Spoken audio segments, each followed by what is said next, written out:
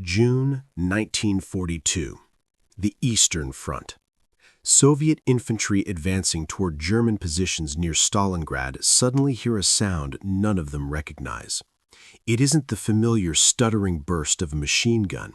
It isn't the slow, hammering rhythm soldiers have learned to react to during the war. This sound is different. A tearing, mechanical scream rips through the air, so fast that individual shots blur into a single continuous roar. The noise resembles cloth being ripped apart at impossible speed. The first soldiers caught in the open never understand what hit them. One moment they're running across open ground, the next moment men are collapsing as a stream of bullets sweeps across the formation. Later, Soviet troops will give the weapon a nickname, the linoleum ripper. 6 months later, American soldiers landing in North Africa will invent their own name for it, Hitler's buzzsaw. The weapon producing that terrifying sound is the MG42 machine gun. It fires at roughly 1,200 rounds per minute, 20 bullets every second, so fast that the separate shots merge into a single vibrating howl. But the fire rate alone is not what makes the weapon so shocking. Machine guns had fired quickly before. The real mystery was how the MG42 could sustain that fire without destroying itself. Every other machine gun on the battlefield faced the same problem: heat. When a gun fires hundreds of rounds, the barrel absorbs enormous thermal energy.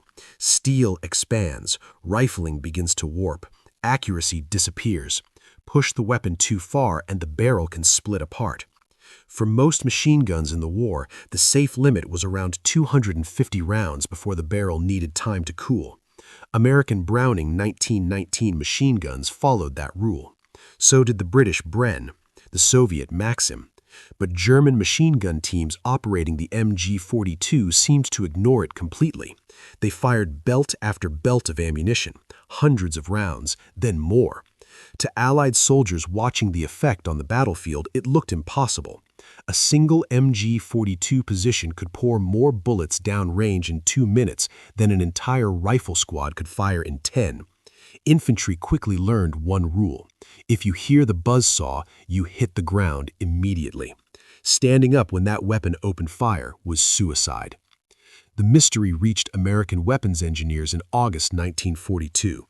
At Aberdeen Proving Ground in Maryland, a captured MG42 arrived inside a wooden crate marked with German Wehrmacht stamps. British forces had seized it during fighting in North Africa and shipped it across the Atlantic for examination.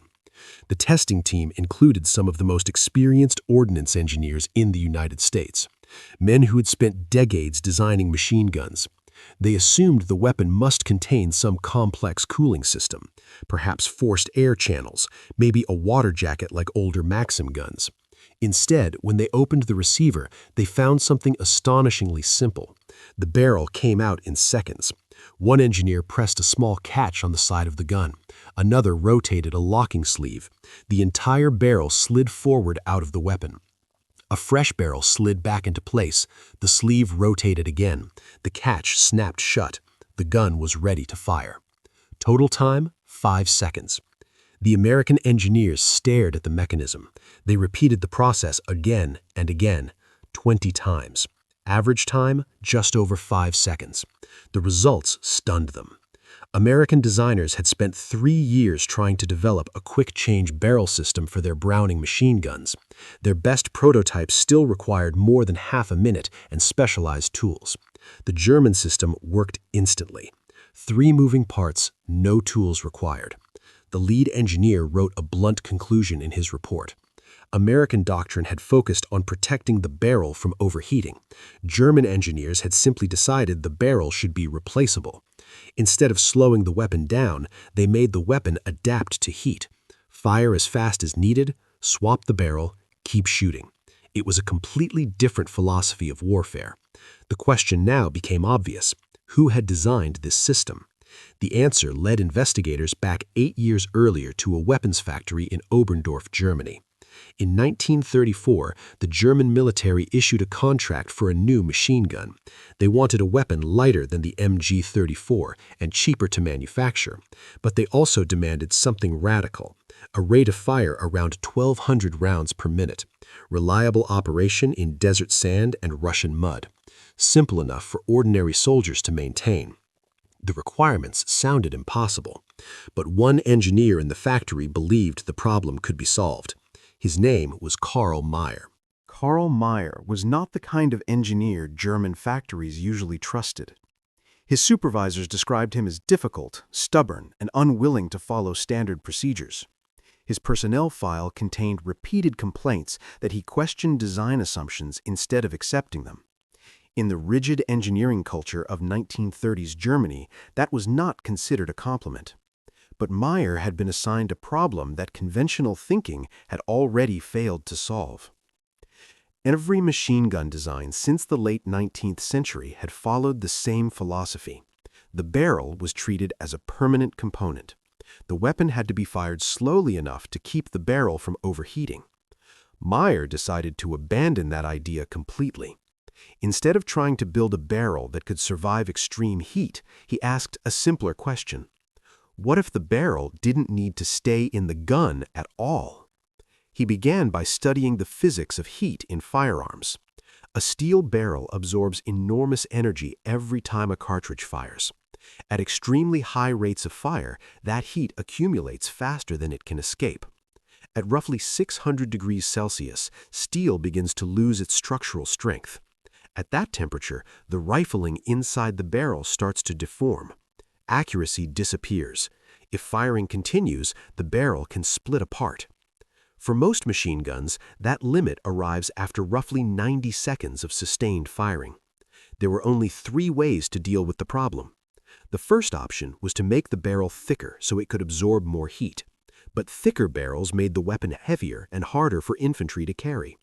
The second option was to reduce the rate of fire, but that defeated the entire purpose of building a high-speed machine gun. The third option was the one Maier chose: remove the hot barrel and replace it with a cool one. Other designers had considered that idea before, but they always rejected it. Quick-change barrel systems introduced serious problems. The alignment had to remain perfect or accuracy would suffer. The locking mechanism had to be strong enough to hold under violent recoil forces. And the system had to be simple enough for soldiers to operate under combat conditions without tools or special training. Fail to solve any one of those issues, and the weapon would either become unreliable or dangerously complex. Maier attacked the problem by studying artillery. Large cannons used interrupted thread systems to lock heavy barrels into place. Rotating collars with matching lugs could secure enormous forces while still allowing rapid disassembly. He adapted the concept to a machine gun. His design used a cylindrical collar with locking lugs that fit into recesses inside the receiver. When the barrel rotated 90 degrees, the lugs aligned with exit channels, allowing the barrel to slide forward. Rotate it back, and the lugs locked securely again. The system naturally centered the barrel each time it was inserted, ensuring consistent alignment. Next, Maier solved the problem of operation under stress. He added a spring-loaded catch that held the locking collar in place during firing. A simple lever allowed the gunner to release the catch with thumb pressure. The entire process could be performed with one hand. Press the catch, rotate the collar, pull the barrel out, insert a new one, lock it back in place. No tools, no loose components, nothing to drop in the mud during combat. Finally, Maier addressed accuracy. Machine guns were not precision rifles. Their purpose was suppression, not pinpoint marksmanship. Even if individual barrels produced slight variations in point of impact, the difference would be irrelevant at combat ranges. To test this theory, Maier conducted extensive experiments. He built several test barrels and fired hundreds of rounds through each one. Then he swapped them randomly and measured the shift in bullet impact. The maximum difference was only a few inches at 100 meters. For a machine gun firing 20 rounds per second, the variation meant nothing. By 1937, Maier had a functioning prototype. The German military conducted brutal trials at the Kummersdorf proving ground. Engineers buried it in sand, dragged it through mud, froze it overnight in winter conditions, then fired thousands of rounds through it the next morning. The barrel change system worked every time. During one endurance test, the weapon fired 12,000 rounds while crews changed barrels every 250 rounds. The gun never failed. Even better, the design proved cheap to manufacture. The locking collar required only simple machining. The receiver needed 3 recesses cut into its metal frame. The spring catch used standard components. Adding the entire system increased production cost by only a few marks. In exchange, the weapon gained a capability no other machine gun possessed: unlimited sustained fire. The German military adopted the MG42 in May 1942. Within months, the first units were arriving at the front. What happened next would change infantry combat forever. The MG42 reached the battlefield during the summer of 1942. Its impact was immediate.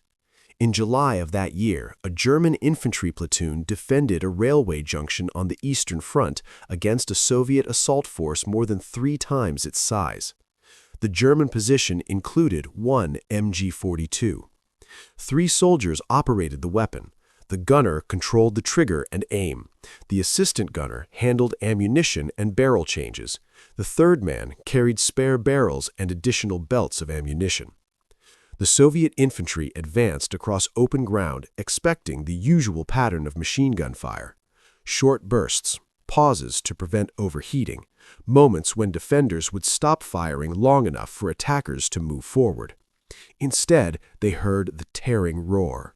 The MG42 opened fire and never seemed to stop. The gunner swept the weapon left to right across the advancing line.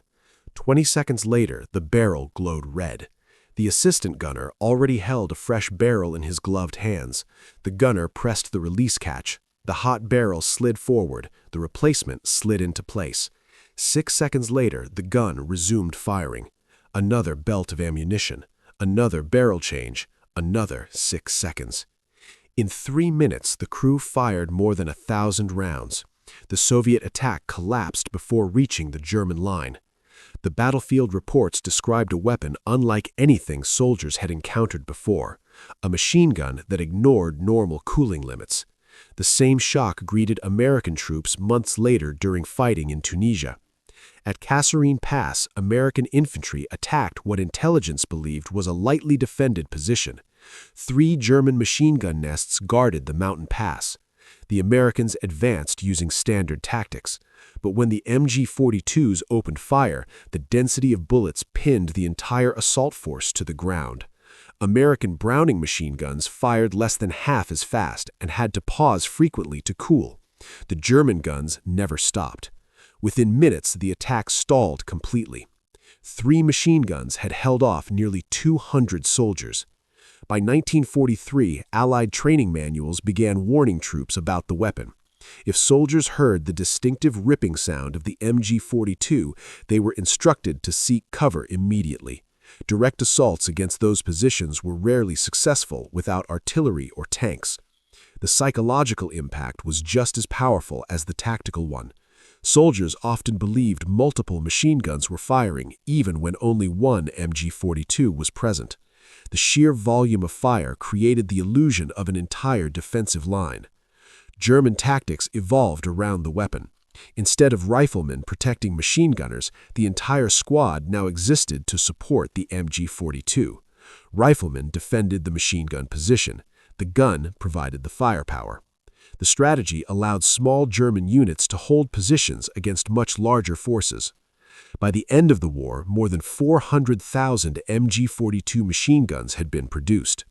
After Germany's defeat, Allied engineers studied the weapon carefully. They quickly realized the barrel change system represented a breakthrough in machine gun design. Post-war weapons like the American M60 and the Belgian FN-MAG adopted similar concepts. Even the modern German MG3 remains a direct descendant of the MG42. Nearly a century later, machine gun crews around the world still train to swap barrels under fire. The principle Karl Maier introduced in the 1930s remains unchanged. If the barrel overheats, replace it. 5 seconds. That was all it took to solve a problem engineers once believed impossible.